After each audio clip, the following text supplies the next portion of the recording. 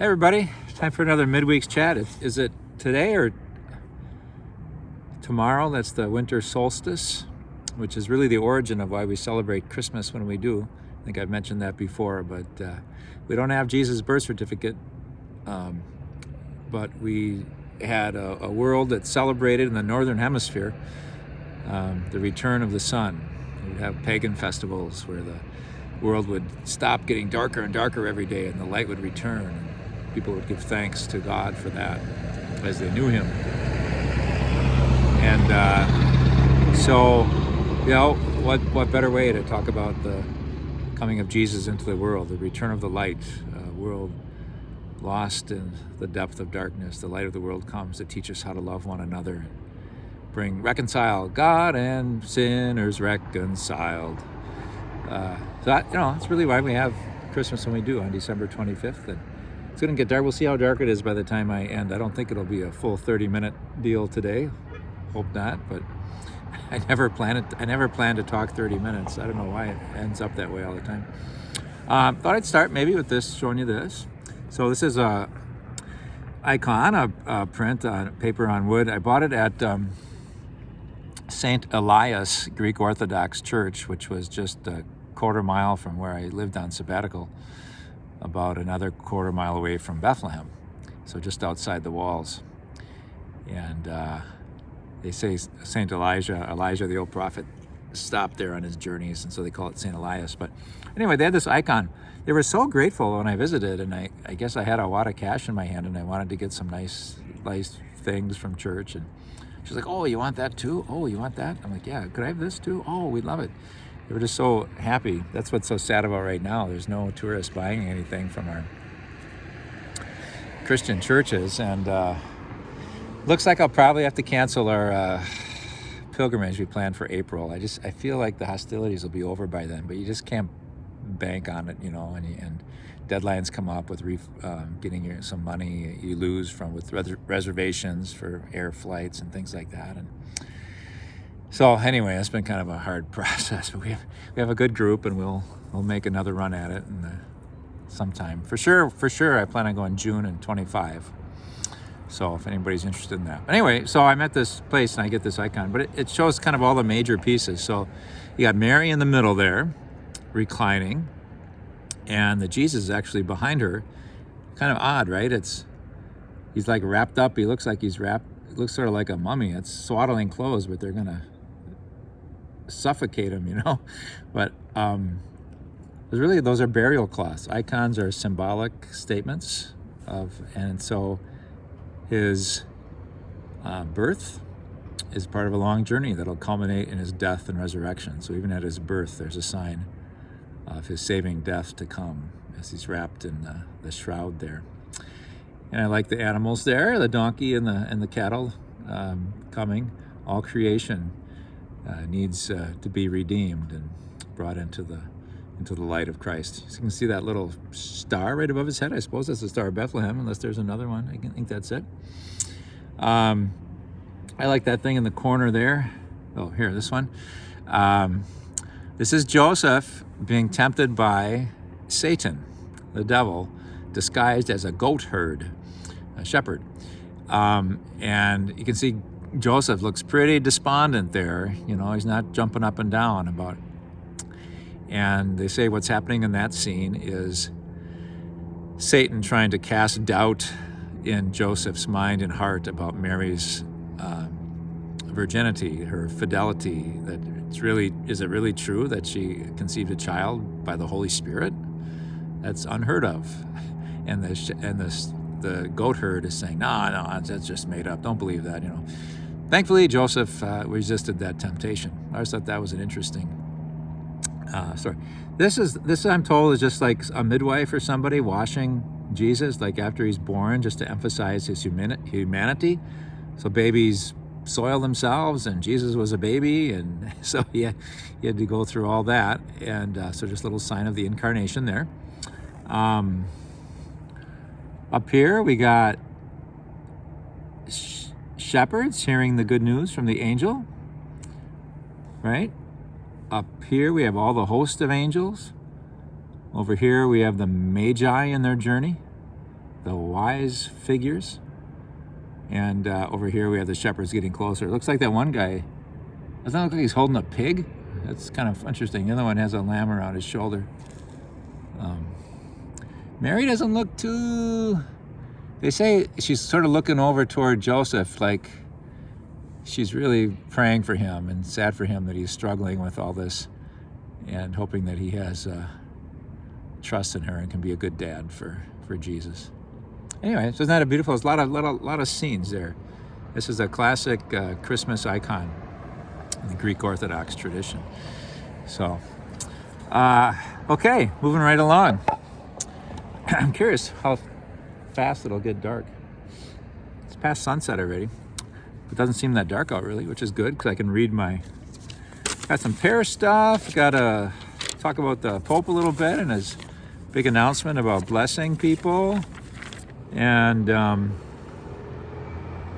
then some on Gaza and the war there, and some words from the Cardinal, Archbishop, Latin Patriarch of Jerusalem. Pier Battista Pizzaballa is his name. Anyway, so just again, Mass times, you know when they are? Go ahead, tell me. For this coming weekend. Saturday, we inaugurate the 4th week of Advent with the 4:30 Mass per usual. The 4th Sunday of Advent, as celebrated at Sunday Mass, instead of 2 Sunday Masses, we're going to have 1. So please remember, 9 o'clock, no 8, no 10, but at 9 o'clock, okay?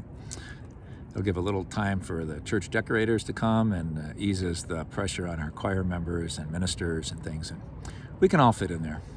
So it'll be good. Try your best to observe both Advent and Christmas, which would mean 2 trips to Mass in a short span of time, but so it is. Okay. Let's see. We got a big. So that's Christmas. The tree's up already. Thanks to the Mac family for getting that up. We could use for Christmas Mass. Obviously, if anybody in your family, it doesn't have to be a child, but I was thinking, well, we have prepared the manger with straw. People brought in straw for doing sacrificial acts of love. They could place a straw in there. I did one this week, so I want to put a straw in, and I forgot. I want to represent the clergy in the parish. And what else?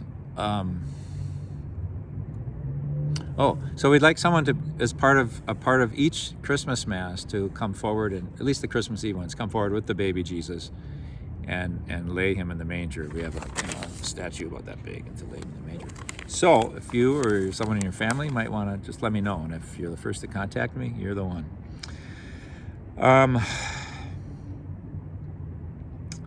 Okay, youth. We don't have any youth servers scheduled for the 6:30 Christmas Eve Mass or the 11 o'clock Christmas Eve Mass. So if you know anybody that could step forward for that. We have good adult service, so we'll get by, but it's always nice to have some of our youth helping out around the altar. Okay, then we jump ahead a little bit to New Year's Eve, which is the morning. It'll be the Feast of the Holy Family that morning. Sunday Mass, and then at the 10 o'clock Mass, it's dedicated to Jesus, but secondarily to Emma, who will have just turned 100 2 days earlier, and so for a long time she reserved that Mass as a time for her Mass intention to be, for her 100th anniversary in gratitude to God. And we had a school Mass today. If you saw it on Facebook, they had a beautiful blessing after school Mass. They went in the gathering space and gathered around Emma in the middle, and they sang there, "May the blessing of our God be upon you." It was really beautiful, and she was very happy. And it's a nice little video we caught. And you can actually, it touched her, and you can see her wiping away a tear at the end. So I was very, very happy to catch that for our Facebook friends. So the celebrations continue, but after the 10 o'clock Mass, there'll be festiveness in the gathering space to celebrate her 100th birthday 2 days earlier. And then if people aren't partied out, we're going to have a potluck. We'll have one Mass. It's not a holy day of obligation this year because it's on a Monday, which some holy days like Mary, Mother of God, January 1st is among them, that you don't are obligated to go to Mass, celebrate Mass on that day. But if you'd like to observe the day and get a good step into the new year, for our New Year's Eve Mass will be at 5:30, followed by a potluck. It's been fun. Maybe it'll be fewer people this year because of the big bash beforehand. But we thought it was worth giving it a go. And then we won't have Mass on Monday. The Vigil Mass will be our Mass for the Holy Day. Okay. That might be good. Just some heads up. So the youth trip to the Billings, Montana, the service trip this summer, they're going to do some fundraisers in January. It'll be Italian dinner takeout, so order and pick up your takeout, so it won't be a dine-in. It'll be great. Beth's homemade pasta and sausage, all that stuff that she does so well. And in February, it'll be a pancake breakfast. And in March, it will be, I wrote it down. I was hoping I didn't have to read it. It'll be chili cook-off. Or I maybe have an element of cook-off, but anyway, a chili feed. So those would be three things. They're really trying to scramble to make some funds because it's more expensive. The transportation is what's so expensive. So anyway, so hopefully you can support that. All right, so other stuff. So I want to talk about two things, some Gaza stuff, and then, so on, was it Tuesday morning? People woke up. If you get notifications about Vatican news, you saw the Pope announced that priests, that's me, and others, he gave permission. He said, go ahead, and if a couple, same-sex couple comes to you and says, we seek your blessing, give it to them. There was a couple of years ago, there was a different office in the Vatican came out it was kind of harsh. It's like, you can't bless gay couples. And I thought, well, that's unusual. I think maybe what's happened is Pope Francis is broadening the definition of blessing. When that former statement came out, I think they're saying you can't put like a stamp of approval on as a marriage, a union between two people of the same sex. And the church, I don't know if you know, but the church has pretty long-lasting and defined concept of marriage. And so to call something a marriage has to be naturally open to having children. So as the biology of things work, that's not possible if you're of the same sex. However, don't we know a lot of people that are of the same sex and are very life-giving and maybe adopt people and little children and raise them. And so anyway, so that's one thing it's not saying suddenly that the Pope approves of calling a same-sex union marriage. So it's not that. But it's beautiful. It's saying, they or anybody in an irregular marriage. And so, what's an irregular marriage? So another church rule would be if you're divorced, you need to have an annulment before you could marry again. Some people divorce, either are denied an annulment or they're don't know about it, or they don't get one, and they marry again and start a new life, and it can be very generative and beautiful, but that's considered irregular. The church doesn't approve that because it still recognizes the first marriage if there wasn't an annulment. And so that's unfolded in this document too that came out on Tuesday or Monday. I guess it was Monday morning. And a couple comes to you and seeks your blessing. He tells pastors and priests, by all means, to pray with them, for them, and ask God to grant them courage and generosity and mercy and guidance and all those things that all of us need and seek.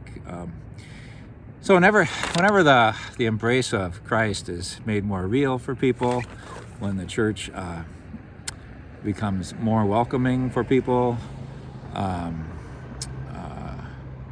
when just that desire before all things, whether to be, I got to be right or wrong, or whenever the focus becomes on, how can we be good news for people?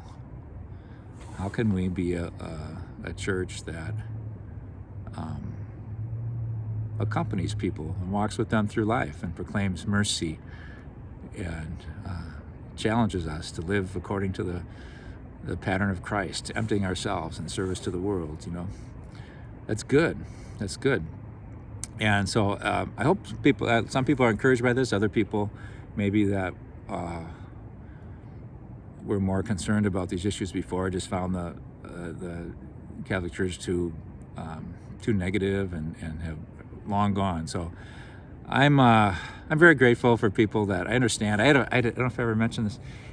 I had a parishioner at former Parish, and he was just great in every way, And suddenly he stopped coming to church, and it was like, I contacted him, sent him an email, and it was during a time in Minnesota. He was a gay man, and there was he was fostering, was raising a child, special needs child, and really heroic kind of thing, and good guy. Anyway, loved church, and it was during the time in Minnesota when there was a big campaign that the Catholic Church was spending a lot of money on, well over $1 million. I don't want to exaggerate it too much, but anyway, it was like 2.4. I don't remember. It was well over. Anyway, I just didn't see him anymore, and it was to oppose a gay marriage initiative in Minnesota, which the church does oppose because of what I was talking about earlier. But they spent all the money on it, and the guy said, "Yeah," he goes, "Love you, love the parish, Father, but I just can't. It's hard to stay in communion with a church that spends so much money against people like me, and I'll never forget that message, and it was very sad to me. And I am so grateful that we do have people who are gay and remain, and this is kind of who we are, and we long for the sacraments and the Eucharist and the community, and to express our faith as we learned it and we grew up, and it's who we are. And I know that it's not always easy, and so that's why I'm grateful for what they contribute to the church by their presence and their talents, all their gifts. So I hope this is somewhat helpful. It's a hard thing to talk about, but it's actually not that hard to talk about. I always just worry. I don't know how people are reacting. Some people say, well, he's not going far enough. Other people say, what's he talking about? How can he say that? In the end, what I liked in that thing was just simply said, you shouldn't, when someone asks for a blessing, you shouldn't deny it. Or a couple asks for a blessing, you shouldn't say, no, I'm not going to bless you. I'm not going to make you show me your resume of your whole life, see if you're worthy of my blessing or not. But like everybody, we all need God's blessing. I like how that document, the actual document, I looked it up, ended like this. Taking the above points into account, which is paragraph 45, so it's pretty big done. And following the authoritative teaching of Pope Francis, the dicastery finally wishes to recall that the root of Christian meekness is the ability to feel blessed and the ability to bless. The world needs blessings, and we can give blessings and receive blessings. The Father loves us, and the only thing that remains for us is the joy of blessing Him and the joy of thanking Him and of learning from Him to bless. In this way, every brother and every sister will be able to feel that in the church they are always pilgrims, always beggars, always loved, and despite everything, always blessed. Isn't that nice? I mean, I guess I celebrate that whenever we can accept people as they are and walk with them, and they walk with us. If I ever talk on the, I always hate to get the impression like, hey, look, we're the ones kind of bending down and helping them. I mean, they help us. I mean, I am helped all the time by people that in irregular marriages, I guess you'd say, and I appreciate how we can walk together. Okay, so with that imperfect exposition, Gaza. Oh my gosh. So, what should I say about it? One, I have a friend that I met when I was on sabbatical, and she's Palestinian. Her brother, and they're trying to find asylum here in the U.S. and they're out in the East Coast and living with relatives, and they don't have much longer here. And I said, well, if you want to while you're trying to work things out, you can stay in Eau Claire, but it's pretty far away from you are. But I have a friend that I knew from my Seattle days who is really connected to New York. She went to seminary there, and now is a minister, a pastor in Massachusetts, and just a gangbusters person. And I said, could you maybe help these folks out? Find them. They just want a kind of a cheap place to live for some weeks so they can work out their asylum application. And I think something might work out. So I was just really happy about that, you know. And we're trying to get money over to Bethlehem because of the Bethlehem sales. Thanks for everybody that made a donation or was able to find something to buy. I'm waiting on St. Anne's because they sold a bunch of stuff too, and they don't know how much they made, and their finance person is sick out all week, and so I wanted to send money over as a Christmas present. But in the midst of all our little involvements like that, there's all that devastation going on. I hope a ceasefire comes soon. I keep hearing about it, and I guess there was some great military strategic success today, uncovering some vast network of tunnels and Hamas offices to try to. So following the tactics of the war is one thing, but you remember I got two things. What's going on in the Gaza, remember Holy Family Parish in Gaza? I talked about that in church, and I think on the chat, Father Romanelli. I think I was calling him Father Romelli, but it's Father Romanelli. It's the pastor. Well, that church got attacked, and explosions, and they're kind of taking shelter in there. Was it like 300 people? A lot of church members. They're vetted. It's people that the pastors know, but they're being threatened, and they're not being. And two of them, because right next to it is a Missionary of Charities convent. That's Mother Teresa's group, and two people whose name were. What's their name? Nahida and Samar, a mother and daughter, were walking from the church to the convent, and snipers shot and killed them. You know, I mean, it happens every day to everybody. These happen to be two Catholic women, so it's not anymore. Their lives aren't any more valuable than anyone else's. But it strikes home a little bit because we're in communion with them, you know, in a way that is very special as Catholics in our Eucharist. And anyway, but it's just like terrible. And the Pope's been speaking out about it. There's some debate, you know. I don't know if the Israeli claim that they didn't do it, or I think the snipers, but really sad. And some people that are held there, they're not being held there, but they can't. There's nowhere to go. Like if they step out, they might get shot, right? So it's like literally down to their last tin of corn. I heard on a news report someone from England, who's actually a member of Parliament, has relatives that are taking shelter there, and so as they're trying to keep hope alive, as they're trying to keep the joy of Advent, you know, it's getting darker and darker. So we pray for all of people whose lives are threatened, and our brothers and sisters in Christ at Holy Family Parish taking shelter there.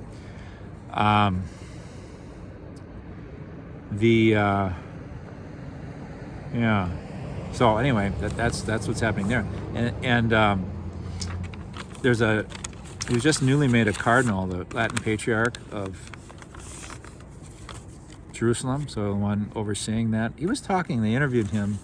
I saw an article about him. I just want to share some of his thoughts. He said it might seem ridiculous to talk of love, hope, joy, and peace when the darkness is so dark. He said, but the act of lighting Advent candles symbolizes these things. It symbolizes love, joy, hope, and peace. Talking about these words, love, joy, hope, and peace, may not make sense now. But to do the gestures is important. The gestures of Advent. Because when we are alone in the darkness, these traditional gestures keep you alive. While faith can't change anything in the moments of great darkness, it can create a small light, which will give us orientation. Faith is more than believing God is there. It's the ability to look beyond what you're seeing with a perspective that things will change, and helps you live in the present. If all you see is darkness, you cannot move. We are people of the light. He said, everyone is so full of pain and hatred here. It's hard to have any space. It's hard to resist the temptation just to let hatred overcome. He said, but there are people that bring light. Volunteers, people that talk of peace. And so that's pretty bleak, right? There's always good news in the world. There's always bad news in the world. This bad news has come to our attention in very vivid ways, and like war anywhere. The war in Ukraine touches so much. There's wars in Africa and all over Southeast Asia that don't get the press and don't get as much attention. This one touches us because of it being in the Holy Land, I think, in a way. Maybe the others don't, but again, every life is infinitely precious, and so and all of equal value. And so in the midst of darkness, it's important to do the gestures of Advent, to light a candle, to give us orientation. Because if all we have is darkness, we can't walk anywhere. So, got a little gift from a parishioner today. Just thought I'd show it to us, to you, right? Right? So we might ponder as we see a light. That rainbow bridge is so beautiful, but you know, it's hard to maintain. It's always out. You know, some of the lights are burned out or fall off. Struggling to stay lit and beautiful. That's us, right? We're given the light. We're Christ bearers, and we try to keep it burning. So, just kind of let you ponder this and how you're able to bear the light in these last days of Advent, this darkest day of the year. Well, I mean, so that's a win-win-win for everyone.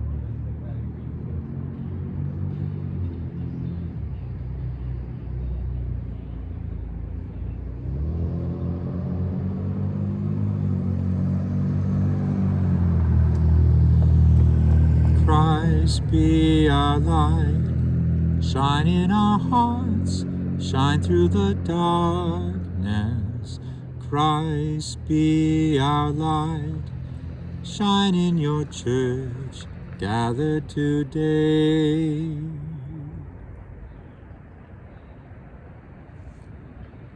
God bless you, everybody.